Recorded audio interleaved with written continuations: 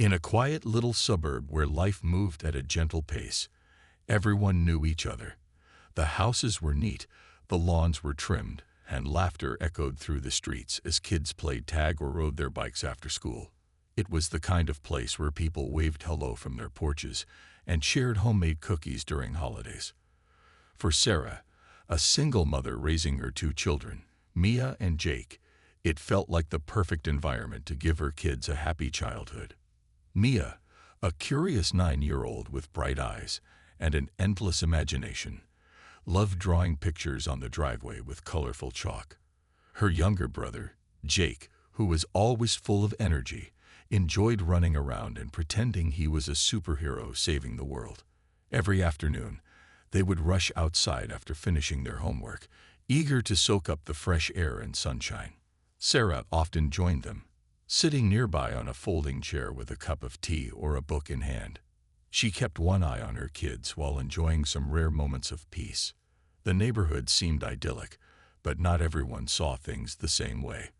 Across the street lived Mrs. Harper, an elderly woman known for her strict opinions about how others should live their lives. She believed that modern parenting had gone astray and often voiced her disapproval when she saw kids playing without what she considered proper supervision. To her, proper supervision meant having an adult hovering over every move the children made. Anything less, in her mind, was reckless. One sunny afternoon, Mia and Jake were busy creating a giant hopscotch grid on the driveway. They giggled as they jumped from square to square, their sneakers leaving faint marks on the pavement. Sarah sat close by, occasionally glancing up from her book to check on them.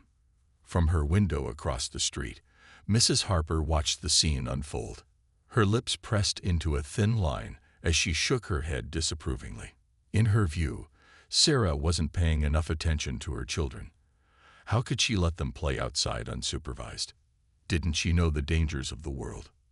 Mrs. Harper's thoughts spiraled as she continued to observe. She noticed how carefree Mia and Jake looked, completely unaware of her scrutiny. To her, their laughter sounded almost defiant, a reminder of everything she thought was wrong with today's families. She muttered under her breath, convinced that someone needed to step in before something terrible happened. But instead of talking to Sarah directly or addressing her concerns with the community, Mrs. Harper decided to take matters into her own hands. That evening, as the sun dipped below the horizon and the neighborhood grew quiet, Mrs. Harper picked up her phone.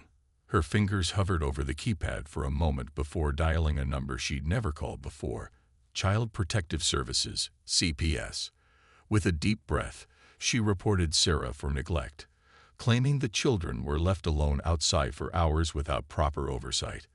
Little did she know, her anonymous call would set off a chain of events that would ripple through the entire neighborhood and reveal far more than anyone expected. As the stars began to twinkle in the night sky, Sarah tucked Mia and Jake into bed, completely unaware of the storm brewing just beyond her doorstep. For now, life still felt peaceful and predictable. But soon, everything would change, starting with a knock on the door that no one saw coming. The following morning, Officer Daniels returned to the neighborhood, his notebook in hand and a thoughtful expression on his face. He knew that resolving this case required more than just speaking with Sarah and her children. It needed context. To get a clearer picture, he decided to talk to the neighbors who might have witnessed something or could provide insight into the situation. As he walked down the street, his presence drew curious glances from residents peeking out of their windows. Word had already spread about the CPS visit, and everyone seemed eager to learn what was happening. Daniel started by knocking on the door of Mr. and Mrs. Thompson, an elderly couple who lived 2 houses down from Sarah. They were known for their kindness and often shared stories about how much they enjoyed seeing Mia and Jake play outside. When Daniels introduced himself, they welcomed him warmly, inviting him inside for a cup of coffee. Sitting at their cozy kitchen table, Daniels explained why he was there. The Thompsons exchanged worried looks before speaking up. "Oh, those sweet kids," Mrs. Thompson said with a smile. "Mia and Jake are always so polite. We see them playing outside all the time. But Sarah is never far away. She keeps an eye on them while still letting them be kids. Mr. Thompson nodded in agreement. It's refreshing to see parents encourage outdoor play these days. Kids need fresh air and freedom to grow. Their words aligned with what Daniels had observed during his initial visit, but he pressed further. Has anyone ever expressed concerns about how Sarah supervises her children? He asked cautiously. The Thompsons hesitated for a moment before Mrs. Thompson leaned forward, lowering her voice. Well, there's Mrs. Harper across the street. She's always been particular about how people raise their kids. I've heard her make comments about Sarah letting the children play without constant supervision. Daniels made a mental note of this information and thanked the Thompsons before heading to the next house. This pattern continued as he spoke with other neighbors. Each conversation painted a similar picture. Sarah was a caring mother, and her kids were happy and well-adjusted. However, almost everyone mentioned Mrs. Harper in passing. Her disapproving demeanor and frequent criticisms of parenting styles didn't go unnoticed.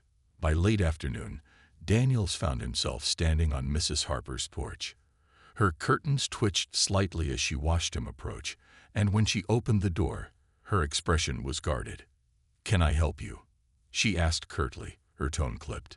Daniels introduced himself politely and explained that he was investigating a report related to Sarah and her children. Before he could finish, Mrs. Harper crossed her arms defensively. "If you're looking for details, I suggest you ask Sarah directly," she said stiffly. Her evasiveness only deepened Daniel's curiosity. He carefully phrased his next question. "Do you happen to know if anyone has raised concerns about Sarah's parenting recently?" Mrs. Harper hesitated, her eyes flickering toward the ground. For a brief moment, Daniels thought she might admit something, but then her posture stiffened again. "I wouldn't know anything about that," she replied sharply. "People should mind their own business." Though Mrs. Harper refused to elaborate, Daniels sensed there was more beneath the surface. Her behavior, nervous yet defiant, raised suspicions. After thanking her for her time, he stepped off her porch, his mind racing. Something about her reaction felt off, almost guilty. Could she be the anonymous caller? If so, what motivated her to take such drastic action? As Daniels drove away from the neighborhood, he reviewed his notes. Every neighbor he'd spoken to praised Sarah as a devoted mother and described Mia and Jake as joyful, thriving kids. Yet one name kept coming up: Mrs. Harper. Her critical attitude and apparent fixation on Sarah's parenting choices made her stand out. Determined to uncover the truth, Daniels resolved to dig deeper into Mrs. Harper's background. What he discovered would not only shed light on the current situation, but also reveal a side of the story no one saw coming, one that would leave the entire neighborhood stunned. The next morning, the tranquility of Sarah's household was abruptly interrupted. A knock at the door echoed through the house just as she was helping Mia and Jake get ready for school. Curious but calm, Sarah opened the door to find a man in a formal uniform standing on her porch. He introduced himself as Officer Daniels from Child Protective Services, CPS. His expression was serious, and his tone carried an air of authority that immediately set Sarah on edge. "Good morning, ma'am," he began. "I'm here regarding a report we received about your children." Before he could continue, Sarah's heart sank. Her mind raced with confusion and fear. What report? Had something happened to Mia or Jake without her realizing it? She quickly assured him that her kids were safe and asked for clarification. Officer Daniels explained that someone had anonymously called CPS, alleging neglect because her children were playing outside unsupervised for extended periods. Sarah felt a mix of emotions: shock, anger, and disbelief. Neglect. The word stung like a slap across the face. All she wanted was for her kids to have a normal childhood, filled with outdoor play and laughter. Wasn't that what every parent hoped for? She tried to remain composed, though her voice trembled slightly as she defended herself. "My kids are happy, healthy, and loved," she said firmly. "They play outside while I keep an eye on them. There's nothing unsafe about our routine." Officer Daniels listened attentively, jotting down notes as Sarah spoke. He didn't seem hostile, but his presence alone was unsettling. After exchanging a few more words, he asked if he could speak with Mia and Jake later that day after school. Though hesitant, Sarah agreed, knowing cooperation was essential to clearing her name. As Officer Daniels left, she closed the door behind him, leaning against it as tears welled up in her eyes. Who could have done this? And why? Later that afternoon, when Mia and Jake returned home from school, Sarah broke the news gently. She didn't want to scare them, so she framed it as a routine check-in. "An officer is coming by to ask you both some questions," she said with a reassuring smile. "It's nothing to worry about. He just wants to make sure you're doing well." The kids nodded, trusting their mom completely. They had no idea how much this visit might impact their family. When Officer Daniels arrived, he greeted Mia and Jake warmly, trying to put them at ease. He knelt down to their level, speaking softly. "I just need to ask you a few things about your days," he said. "Do you like playing outside?" Both kids lit up instantly, nodding enthusiastically. "We love it," Mia exclaimed. "We draw pictures with chalk and play hopscotch." Jake chimed in. "And I pretend I'm a superhero saving people." Their innocence was undeniable, and Officer Daniels couldn't help but notice how genuinely happy they seemed. Still, his job required him to dig deeper. He asked where their mom was during these playtimes, and they proudly pointed to Sarah, who sat nearby. "Mommy watches us," Jake said confidently. "She makes sure we're safe." Officer Daniels nodded thoughtfully, noting their answers. Something about this case didn't sit right with him. It lacked the usual red flags of neglect cases he'd handled before. Before leaving, Officer Daniels informed Sarah that he'd need to speak with a few neighbors to gather more context. While this was standard procedure, Sarah couldn't shake the feeling of unease. Who had made the complaint? And what exactly had they said? As the day wore on, whispers began rippling through the neighborhood. Word spread quickly that CPS had visited Sarah's home, sparking curiosity and concern among the residents. Some wondered if there was any truth to the allegations, while others rallied around Sarah, offering support and solidarity. Little did anyone know, the real story behind the anonymous call was far more complicated and revealing than anyone could have imagined. For now, Sarah braced herself for what lay ahead, determined to prove that her family was everything but neglectful. But deep down, she couldn't ignore the nagging question. Who would do such a thing, and why? Back at his office, Officer Daniels sat at his desk, the weight of the case pressing on his shoulders. The more he thought about it, the more Mrs. Harper's behavior stood out. Her curt responses, her defensiveness, and the way neighbors kept mentioning her. It all pointed to something worth investigating further. Those CPS cases typically focused on the child and their immediate family. Daniels couldn't ignore the possibility that Mrs. Harper might be connected to the anonymous complaint. He decided to dig into her past, hoping to find clues that could explain her actions. Daniels began by reviewing public records and previous reports filed in the neighborhood. What he discovered surprised him. Over the last few years, Mrs. Harper had made several complaints to local authorities about her neighbors. Everything from noise violations to claims of improper lawn maintenance. Most of these complaints were dismissed as trivial or unfounded, but they painted a clear picture.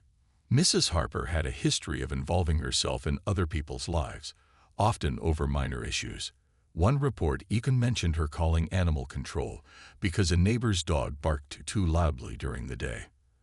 As Daniels sifted through the documents, another pattern emerged. Mrs. Harper had lodged similar complaints about parenting before. 2 years earlier, she had accused a young couple down the street of neglecting their toddler for allowing him to play in the yard without direct supervision. That case, like this one, turned out to be baseless after an investigation confirmed the child was safe and well cared for. It seemed Mrs. Harper had a habit of scrutinizing how others raised their children, imposing her own rigid standards on families who lived differently than she did. Curious to learn more, Daniels decided to visit a few of the neighbors mentioned in those old reports. His first stop was the home of the couple accused of neglecting their toddler. They greeted him warmly, recognizing him as someone who had investigated the earlier claim. "Oh, you're here about Mrs. Harper again, aren't you?" the wife said with a sigh. She explained how stressful the situation had been for them at the time. "We felt like we were being judged for simply letting our son enjoy the outdoors. It was exhausting." Another neighbor recalled how Mrs. Harper once called the homeowners association to complain about a teenager skateboarding in his driveway. She said it was dangerous and unsupervised. The man told Daniels, "But my kid was wearing a helmet and staying within our property line. Honestly, I think she just doesn't like seeing kids have fun unless it fits her idea of proper behavior." Each story added another layer to the puzzle. Mrs. Harper wasn't just overly critical. She appeared to harbor resentment toward families who didn't conform to her expectations. Daniels wondered if there was a deeper reason behind her actions. Was it jealousy, loneliness, or perhaps unresolved frustrations from her own life? To find answers, Daniels returned to Sarah's neighborhood the next day. This time, he approached a different set of neighbors, those who knew Mrs. Harper personally. One woman, a longtime resident named Linda, offered some insight. "Mrs. Harper has always been particular," Linda said carefully. "But I think part of it comes from loneliness. Her kids moved away years ago, and she doesn't see them much. Sometimes I wonder if she wishes she could turn back the clock and relive those days when her own children were young." Linda's words gave Daniels pause. Could Mrs. Harper's behavior stem from longing for a connection to the past or a sense of purpose? It was possible that her constant criticism masked deeper emotions. Still, no matter her motivations, her actions had real consequences. Families like Sarah's were left scrambling to defend themselves against baseless accusations, and trust within the community eroded little by little. Armed with this new understanding, Daniels prepared to confront Mrs. Harper directly. He knew she wouldn't admit anything willingly, but he hoped to piece together enough evidence to close the case once and for all. As he drove back to her house, Daniels felt a mix of frustration and sympathy. The truth was messy, complicated, and far from black and white. But one thing was certain: the heart of the issue lay not with Sarah or her children, but with Mrs. Harper's inability to let go of her grievances. And soon, the entire neighborhood would know the role she played in this unsettling drama. With the pieces of the puzzle finally falling into place, Officer Daniels returned to his office to review all the evidence he had gathered. The interviews with neighbors, the patterns in Mrs. Harper's behavior, and her emotional confession painted a clear picture. Sarah was not neglecting her children.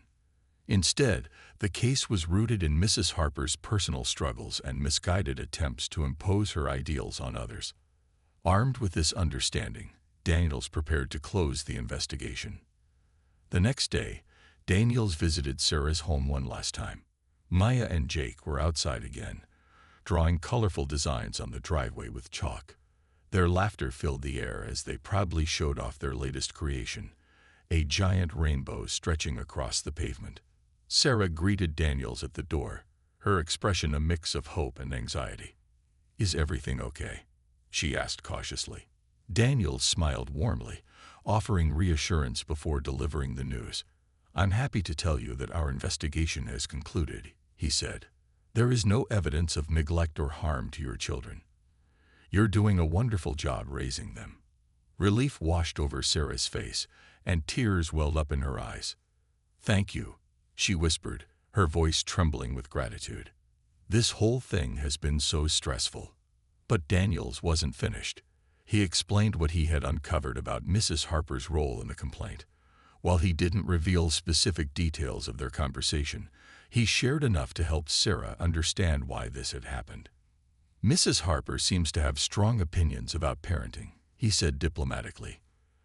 "Unfortunately, those views led her to make an unfounded accusation against you. I've spoken with her and made it clear that such actions can have serious consequences." Sarah listened quietly, processing the information. She felt anger toward Mrs. Harper for causing her family unnecessary pain, but she also felt a twinge of sympathy. In some ways, she recognized the loneliness and regret that might have driven Mrs. Harper to act out. Still, forgiving her wouldn't be easy. Not yet, anyway. Daniels then turned his attention to Mia and Jake, who were now curiously peeking around the corner of the house. Kneeling down to their level, he gave them a reassuring smile. "You two are amazing kids," he said. "Your mom takes great care of you, and I'm glad you get to play outside and have fun. Keep being yourselves, okay?" The kids grinned widely, nodding enthusiastically. Before leaving, Daniels issued a formal warning to Mrs. Harper. He stopped by her house once more, this time with a stern demeanor. "Mrs. Harper," he began, "I want to make something very clear. Filing false reports to CPS is a serious matter. It wastes resources, causes distress to families, and could result in legal action if it happens again. I urge you to reflect on your actions and consider how they affect others." Mrs. Harper sat silently, her hands clasped tightly in her lap. She nodded stiffly, unable to meet his gaze. Though she didn't apologize outright, there was a noticeable shift in her demeanor, less defiance, more introspection. For the first time, she seemed aware of the weight of her actions. Word of the outcome spread quickly through the neighborhood. Neighbors who had rallied around Sarah expressed relief and admiration for how she handled the situation with grace. Many felt sorry for Mrs. Harper, acknowledging that her behavior likely stemmed from loneliness rather than malice. Some even suggested reaching out to her, perhaps inviting her to community events to help her feel more connected. As days passed, life in the neighborhood began to return to normal. Sarah continued letting Mia and Jake play outside, though she kept a closer eye on Mrs. Harper's house, wary of any lingering tension. To her surprise, Mrs. Harper started behaving differently. She still watched the kids from her window, but instead of disapproving stares, her expression softened. Occasionally, she even offered a small wave when Sarah caught her looking. Though trust wouldn't be rebuilt overnight, the seeds of healing had been planted. The incident served as a reminder to everyone that misunderstandings often arise from deeper issues, and that compassion can go a long way in bridging divides. As the sun set over the quiet suburban street, casting golden light on the chalk drawings and smiling faces, the neighborhood took its first steps toward moving forward together. In the weeks and months that followed, the neighborhood underwent a quiet transformation. The block party had been more than just an evening of fun. It was a turning point, a moment when people chose understanding over judgment and connection over conflict. Slowly but surely, the scars left by the CPS incident began to fade, replaced by a renewed sense of unity. Mrs. Harper, in particular, seemed to change in subtle yet noticeable ways. While she still kept to herself much of the time, her demeanor softened. She no longer peered out her window with disapproval or muttered criticisms about her neighbors' parenting choices. Instead, she started taking short walks around the block, occasionally stopping to exchange polite greetings with passersby. Some mornings, Mia and Jake would wave at her as they played outside, and to their delight, she'd wave back, a small gesture, but one that meant a lot. One sunny afternoon, Sarah noticed Mrs. Harper standing near the edge of her driveway, watching as Mia and Jake enthusiastically drew colorful pictures with chalk. Feeling bold, Sarah invited her over. "Would you like to join us?" she called out warmly. Mrs. Harper hesitated, clearly unsure of what to say. But after a moment's pause, she nodded and walked over, her steps slow but steady. Mia and Jake greeted her with wide smiles. "We're drawing animals," Mia announced proudly, pointing to a lopsided giraffe on the pavement. "Want to try?" Mrs. Harper chuckled softly, shaking her head. "I'm not much of an artist," she admitted, "but I can wash." She sat down on the curb, folding her hands neatly in her lap, and watched as the kids laughed and created their masterpieces. For the first time in years, she felt included, and it wasn't unpleasant. Over time, these small interactions became more frequent. Neighbors who had once avoided Mrs. Harper now made an effort to include her. They invited her to holiday gatherings, asked for her opinion on community matters, and even stopped by with leftovers from family dinners. Each act of kindness chipped away at the walls she had built around herself, revealing the lonely woman beneath. Though she never openly discussed her regrets, her actions spoke volumes. She began volunteering at the local library's children's reading hour, finding joy in sharing stories with young listeners. It was clear that reconnecting with the community, and with childhood itself, was helping her heal. For Sarah, life returned to its peaceful rhythm. Maya and Jake continued playing outside, their laughter echoing through the streets as they chased each other or invented new games. Sarah still kept an eye on them, but she also trusted that her neighbors would look out for her kids too, a bond strengthened by everything they had been through together. The ordeal had taught her something valuable: that communities are strongest when they support one another, even in difficult times. As autumn arrived, painting the trees with shades of gold and red, the neighborhood gathered once again for a pumpkin carving contest this time. Families lined up their creations on long tables, competing for prizes like scariest pumpkin and most creative design. Mrs. Harper surprised everyone by entering a pumpkin of her own, a simple jack-o'-lantern with a cheerful grin carved into its face. When she won third place for friendliest pumpkin, the crowd erupted in applause, and for the first time in years, Mrs. Harper beamed with pride.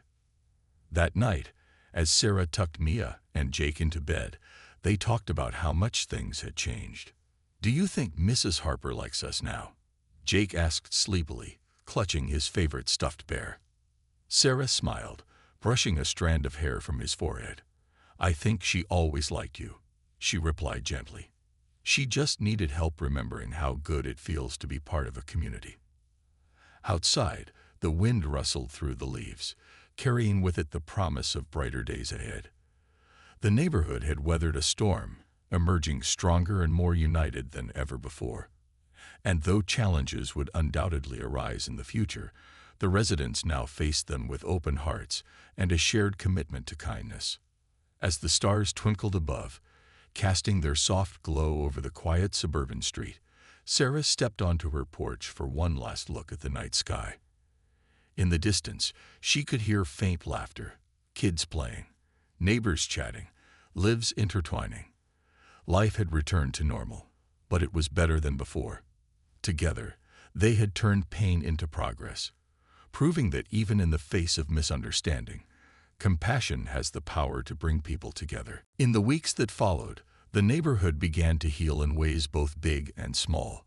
The drama surrounding Sarah and Mrs. Harper had stirred up emotions, but it also sparked conversations among residents about community, understanding, and how to support one another. Slowly, the tension started to ease, replaced by a renewed sense of connection. Sarah, relieved that the investigation was behind her, decided to take an active role in fostering goodwill within the neighborhood.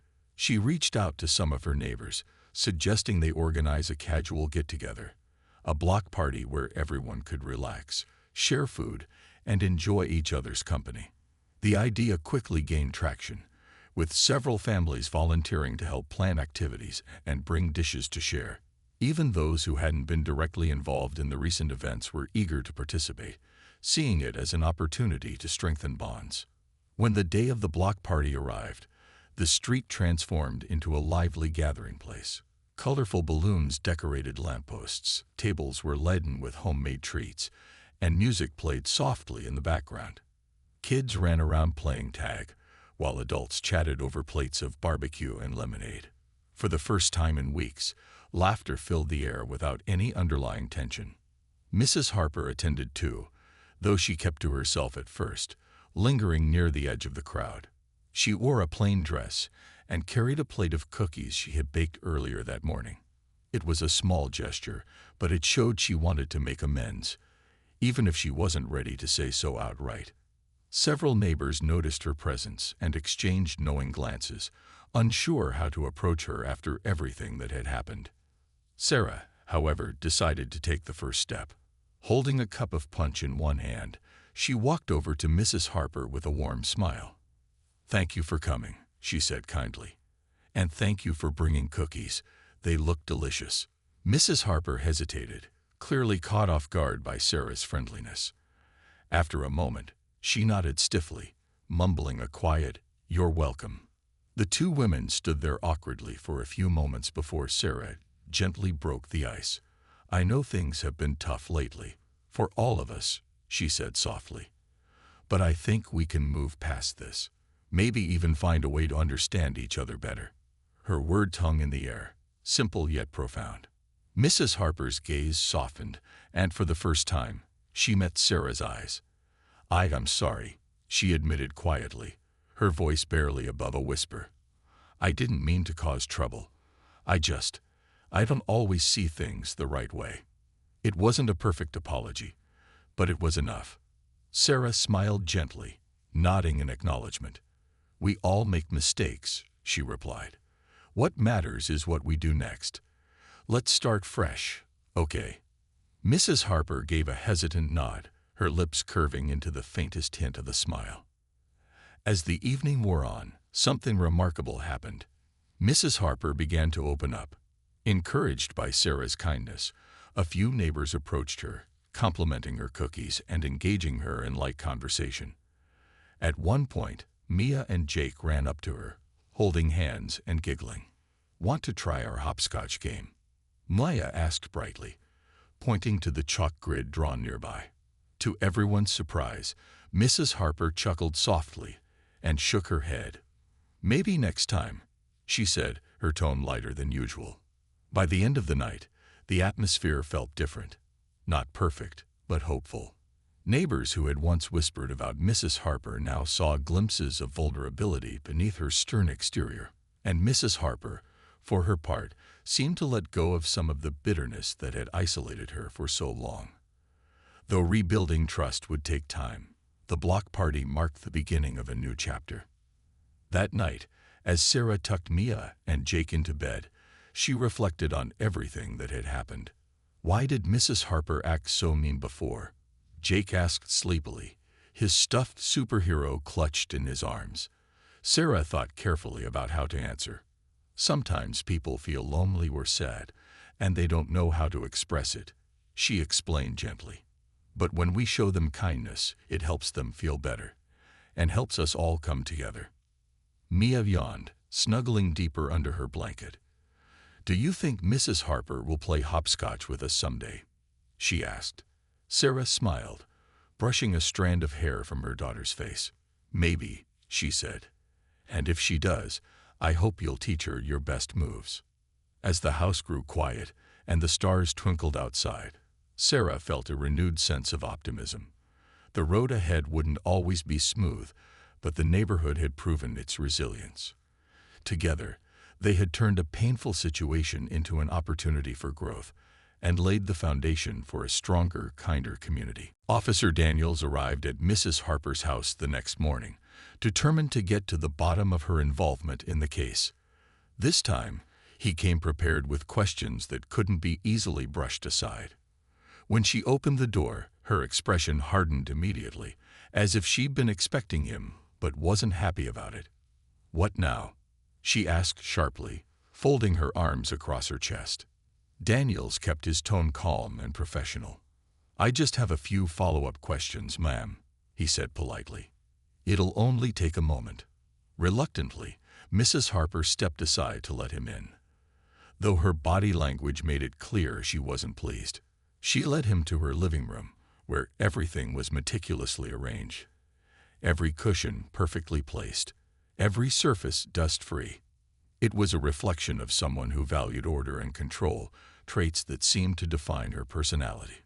Once seated, Daniels began by asking general questions about the neighborhood.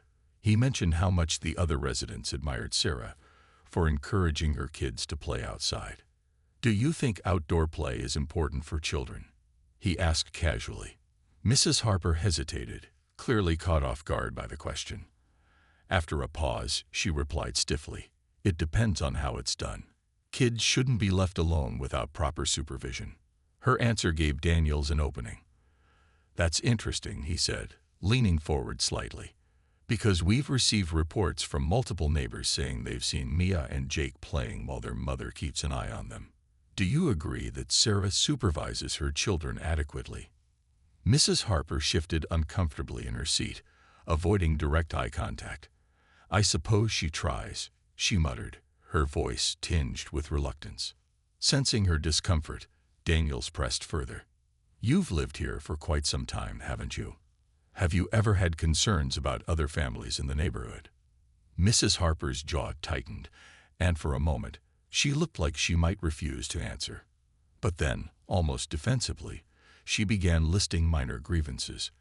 Noisy parties late at night, unruly pets barking incessantly, teenagers skateboarding too fast down the street. Her complaints were trivial, yet they revealed a pattern of dissatisfaction with those around her. Daniels nodded thoughtfully, jotting down notes. Then he changed tactics. Mrs. Harper, I reviewed some records recently, he said carefully. It appears you filed several complaints over the years about parenting practices in the area. Can you tell me why these situations concerned you so much? The question hit a nerve. Mrs. Harper's face flushed red, and her voice rose slightly. Someone has to care about what's right, she snapped. These days, no one seems to take responsibility for their children. They let them run wild without guidance or boundaries. It's not safe. Her outburst confirmed what Daniels had suspected.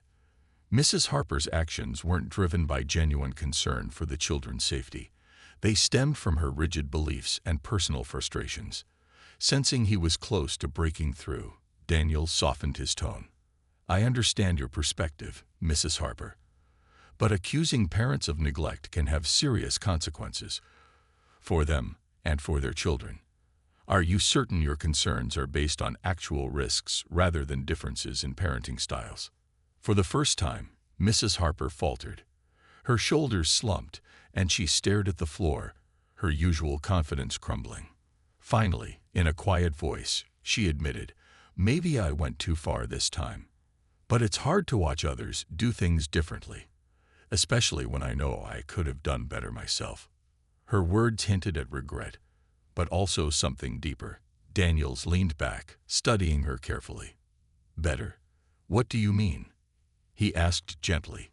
Mrs. Harper sighed heavily, her defenses finally cracking. My own kids, they grew up too fast. I worked long hours, trying to give them everything. But looking back, maybe I should have spent more time with them. Maybe I missed out on the little things. The laughter, the games, the memories. It all clicked into place for Daniels. Mrs. Harper wasn't just a nosy neighbor. She was a woman burdened by regret, projecting her own insecurities onto others. Her complaints weren't about protecting children. They were about filling a void in her own life. Though her intentions weren't malicious, her actions had caused unnecessary pain for families like Sarah's. As Daniels wrapped up the conversation, he assured Mrs. Harper that CPS would handle the situation fairly. However, he also warned her that making false accusations could lead to legal repercussions in the future. She nodded silently, her earlier defiance replaced by shame. For the first time, Daniels saw a glimmer of humanity in her, a recognition of the harm she'd caused. When he left her house, Daniels felt a mix of relief and sadness. The truth was,